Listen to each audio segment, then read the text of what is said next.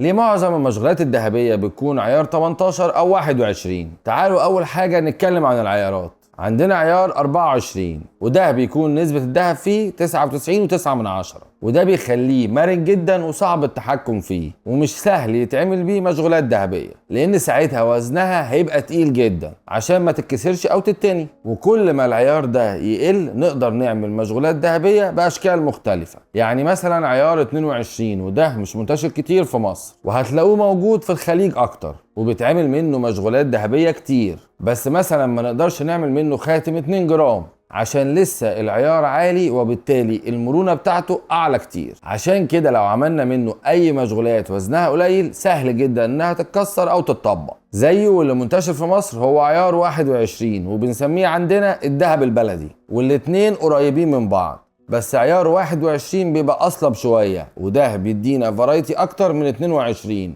وبعد كده عيار 18 او اللي بنقول عليه الذهب الافرنجي، وده اكتر عيار فيهم صلابة، وده بيخلينا نعرف نعمل بيه اشكال مميزة جدا ومطرقعة على الاخر. ومثلا ممكن نعمل منه الخاتم ال 2 جرام اللي قلنا عليه قبل كده. وبرضه عيار 18 بيتعمل منه الذهب اللي بيكون شايل فصوص الالماس عشان بيكون متين ويستحمل، والسنون بتاعته تكون ناشفة فتقدر تمسك الفص فالفص ما يقعش منك. وبس كده. انتوا قولوا لنا في الكومنتس ايه اكتر عيار من العيارات دي بتحبوها. كان معاكم دكتور ياسر الطويل وده الجواهرجي. سلام.